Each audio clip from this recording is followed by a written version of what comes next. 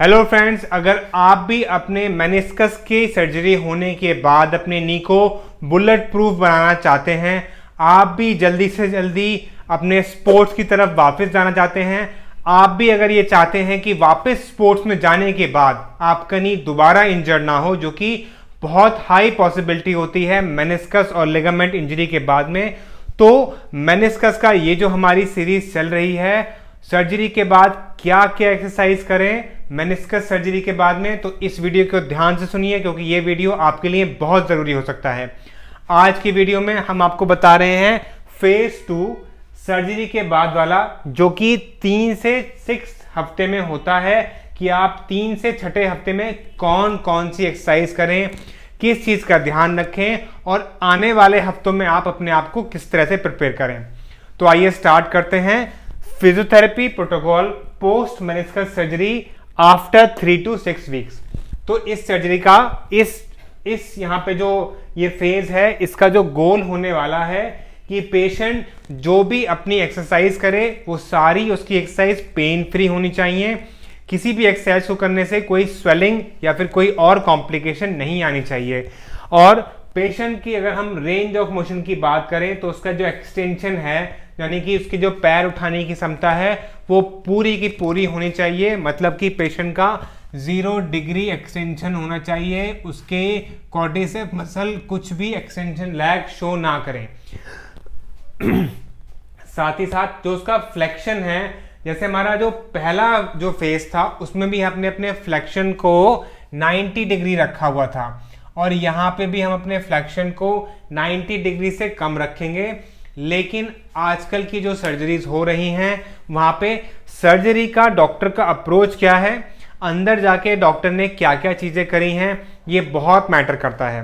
Doctor ने उसको मेनिस्कोरेफी करी है या डॉक्टर ने उसको मेनिसेक्टमी करी है, ये बहुत डिपेंड करता है आने वाले इस हफ्ते में कि हम उसके नी की फ्लेक्शन को कितना रखें।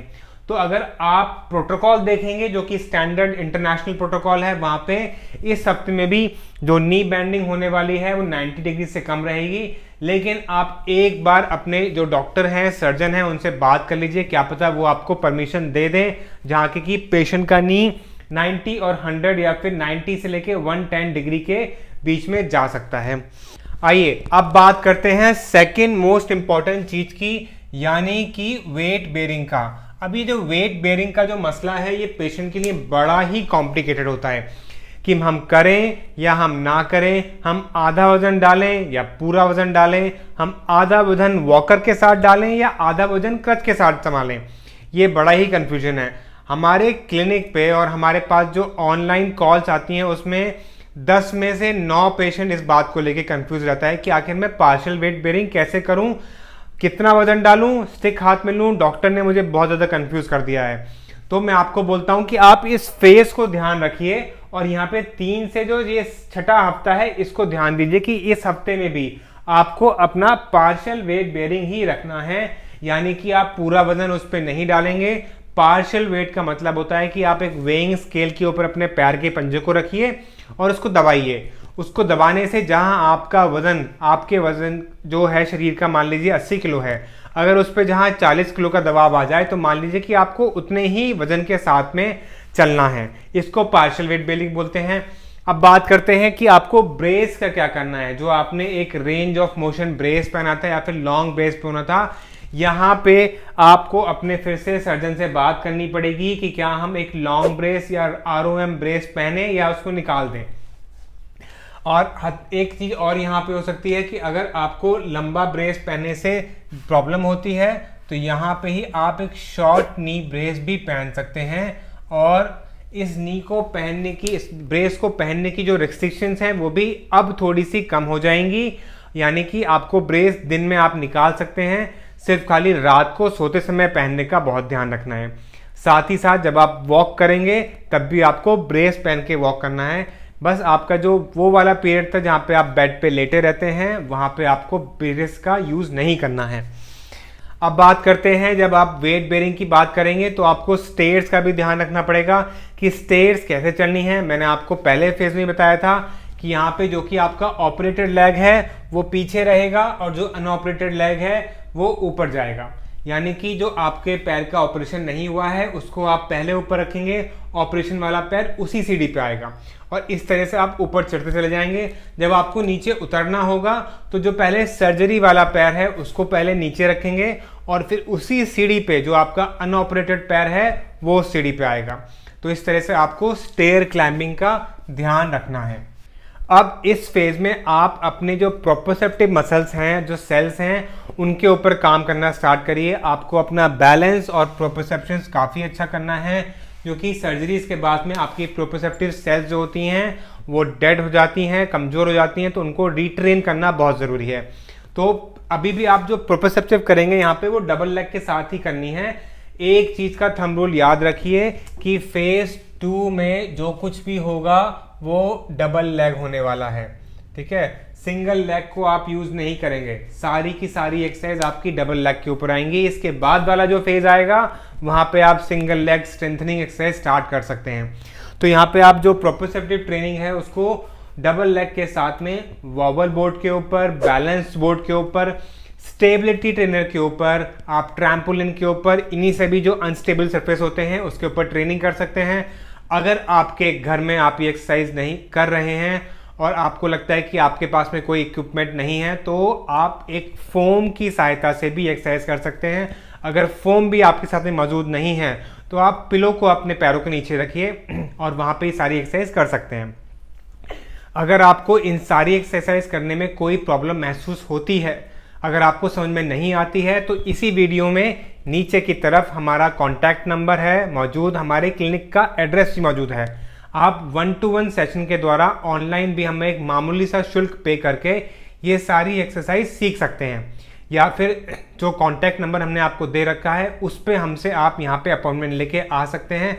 हम आपको 1-to-1 सेशन के द्वारा ये सारी एक्सरसाइज अपने ही क्लिनिक पे सिखाएंगे।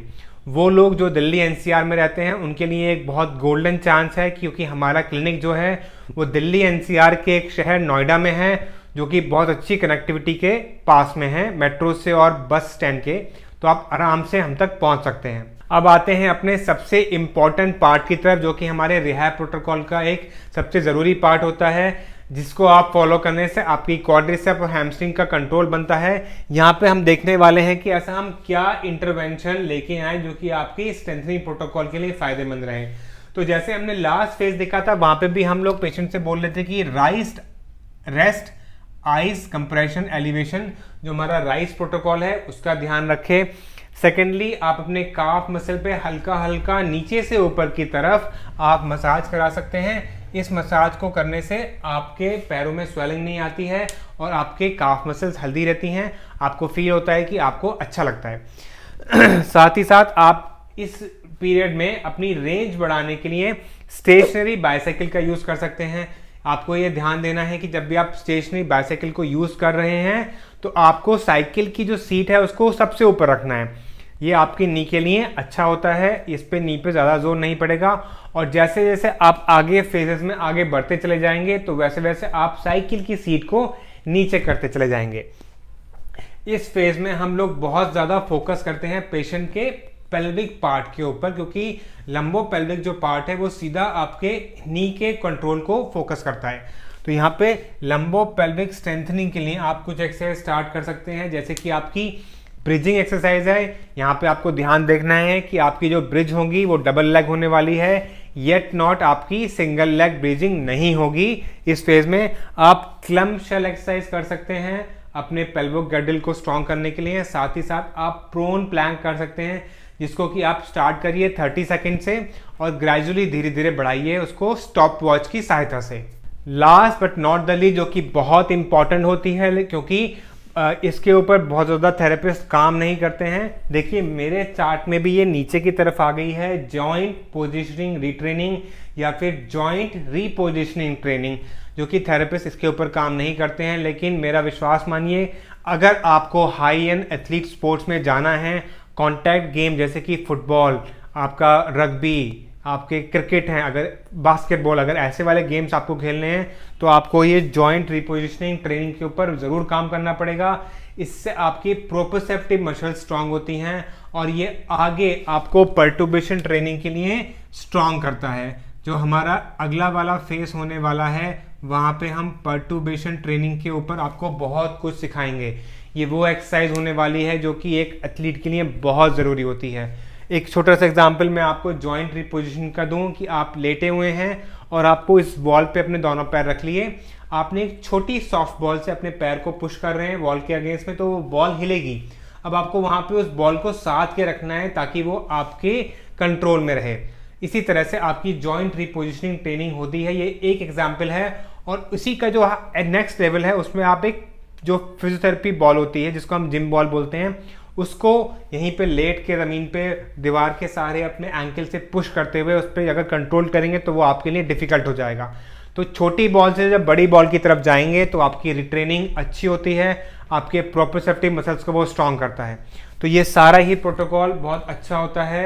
अगर आप ये सारा प्रोटोकॉल फॉलो करते रहेंगे तो आपको री इंजरीज के चांसेस कम होते हैं, और हम लोग ये इस बात पे बहुत फोकस करते हैं। और हम लोगों ने ये भी देखा है कि हमारे क्लिनिक पे बहुत ज़्यादा पेशेंट आते हैं जो कि यहाँ वहाँ से कहीं से और अपने आप से फिजियोथेरेपी करते हैं, लेकिन उनमें री इंजरीज बहुत कॉमन हो जाती हैं। तो अगर आप री इंजरी को बचाना चाहते हैं तो प्लीज़ ये वाला प्रोटोकॉल फॉलो करिए, आप ये इंजरी से बच जाएंगे। उम्मीद करता हूँ कि ये वीडियो आपको अच्छा लगा होगा। हमारे चैनल को इसी तरह से लाइक और सब्सक्राइब करते रहिए। Thank you for watching joint efforts physiotherapy clinic.